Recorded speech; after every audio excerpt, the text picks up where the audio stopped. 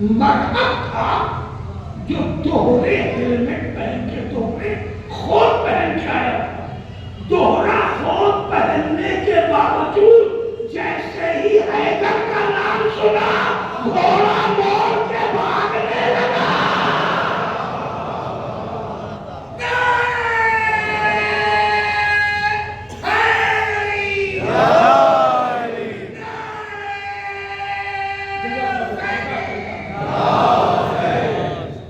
اسے طے ہے کہ آئرن ڈور کے پیچھے کو چھپانے والے کبھی میدان جنگ میں نہیں آ سکتے، موت کی تمنا نہیں کریں گے.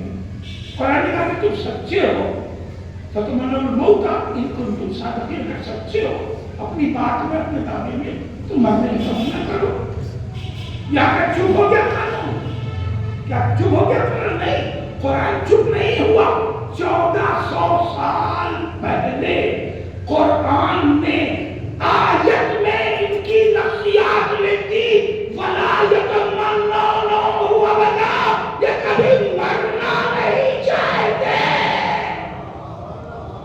یہ یہودی کبھی مرنے کی تمنا نہیں کریں گے. یہ بھاگ کے چھپیں گے، بھاگ کے چھپیں گے. اور اگر آپ کے نگاہ میں روایت ہو تو جب آخری ذوالفقار چمکے گی تب بھی یہ بھاگ کے چھپیں گے. نہیں جملہ پہنچا، یہ بھاگ کے کاج بھی چھپتے ہیں. اور روایت یہ ہے کہ جب کشتے امام زمانہ میں ذوالفقار چمکے گی تو یہ ایک مخصوص درخت کے پیچھے بھاگ کے چھپیں گے. مگر چھپنے کے لیے نہ آج پناہ مل رہی ہے نہ کل پناہ ملے گی. انہیں کہیں پناہ ملنے والی نہیں، نہ ان کی کہیں آبرو محفوظ رکھنے والی. یہ دوہرے خوت میں بھی اپنے کو بچا نہیں پائیں گے اور نہ ہی اپنی آبرو کی حفاظت کر پائیں گے. اب رہی یہ بات کہ انہوں نے مل جل کے ٹارگٹ بنا کے ابھی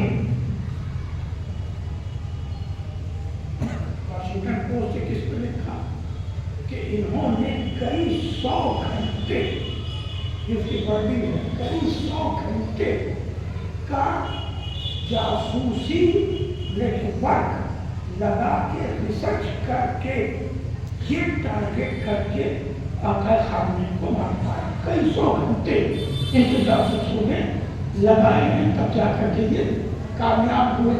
بڑا اچھا جملہ تھا، میں نے 100 مداد کی جو بھیجے ہوں، بڑا تاریخی جملہ ہے حضرت صاحب کا کہ تم نے کئی 100 گھنٹے لگائے اس کے لیے جو اختیاری شہادت لے رہا تھا. وہ جملہ آقا جناب حضرت صاحب کا ہے. آقا خامنہئی کے لیے خدا کی قسم آقا خامنہئی نے اختیاری شہادت لی. معلوم ہے وہ دعائے قنوت میں ہر نماز میں کیا پڑھتے تھے؟ ہر نماز میں وہ پڑھتے تھے کہ پالنے والے مجھے شہادت عطا فرما. تو دو چیزیں پڑھتے تھے، ایک تو شہیدوں کے لیے، شہیدوں کے مرتبے کے لیے، اور اس کے بعد اپنی نماز دعائے قنوت میں ہر نماز میں وہ کیا دعا کرتے تھے پانے والے ہمیں شہادت عطا فرما. تو جو دعا کرتے تھے دعا قبول ہوئی. اب تبصرہ ہر جگہ ہو رہا ہے، لوگ ارے یہاں چلے جاتے وہاں چلے جاتے، اور ارے آپ بنکر میں چھپ جاتے یا کسی ملک میں چلے جاتے پوتین میں تو مارنا چاہا تھا تو نیتنیاہو نے پوتین میں دعوت دی تھی انہیں رشیا کے پریزیڈنٹ کو چاہتے تھے چلے آئے. ان کا میں کہیں نہیں جاؤں معلوم 1989 تک جب تک وہ اس منصب پر نہیں تھے انہوں نے ہر ملک کا دورہ کیا. ہندوستان بھی آقا خامنہئی آئے تھے، یورپ کے بھی ممالک گئے، مگر جب سے اس منصب رہبریت پر آئے انہوں نے ایران کی ضمیر ایک سیکنڈ کے لیے نہیں چھوڑی، نہیں جملہ پہنچا، بڑا منصب پا کے لوگ اچھے لباسوں میں دور کرتے ہیں،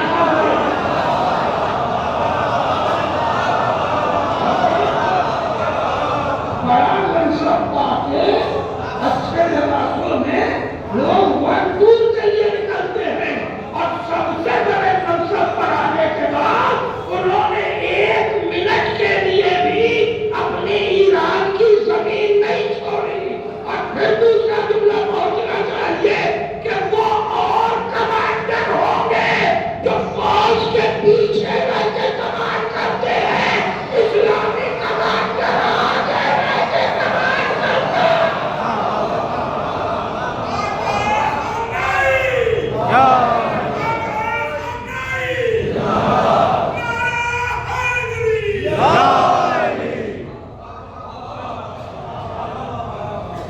ان کے محافظین نے ان سے گزارش کی،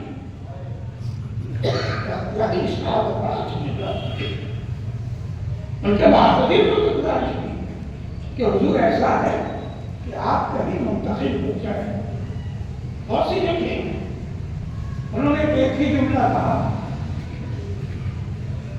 کہ ایران کے 7 کروڑ مومنین کے لیے محفوظ جگہ بنا لو تو ہم بھی چلیں گے۔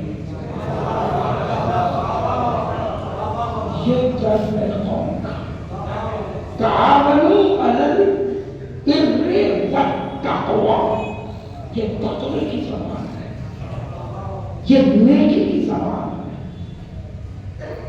جو ہمارے لوگ ہیں جب خود محفوظ نہیں ہے، جب طے ہے کہ حملہ ہوگا، وہ بات ماننے والا نہیں، ہر دن کی پوزنگ ہو رہی ہے، تمام حالات معلوم ہے ہمیں، چاہے خشکی ہو یا سمندر ہو، کہاں کیا پوزیشن ہے، ہر چیز آپ کے لیے، اور انہوں نے دیکھ لیا کہ اب طے ہے کہ حملہ ہوگا، تو اگر حملہ ہونا طے ہے تو صرف ہماری قوم نہیں کرے گی کہ ہم بھی شہادت حاصل کریں گے۔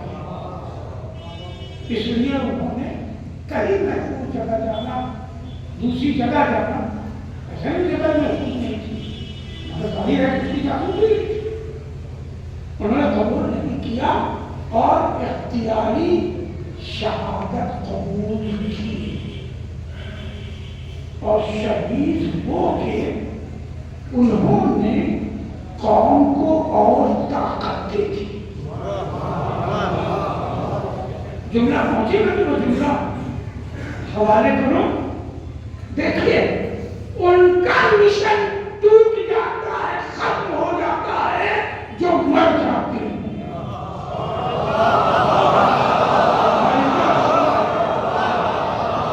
ان کا مشن ٹوٹ جاتا ہے یا فنا ہو جاتا ہے جو مر جاتے ہیں، ان کا مشن ختم نہیں ہوتا جو شہید ہوتے ہیں، اس لیے کہ اللہ شہیدوں کی زندگی کی ضمانت دے رہا ہے۔ سلام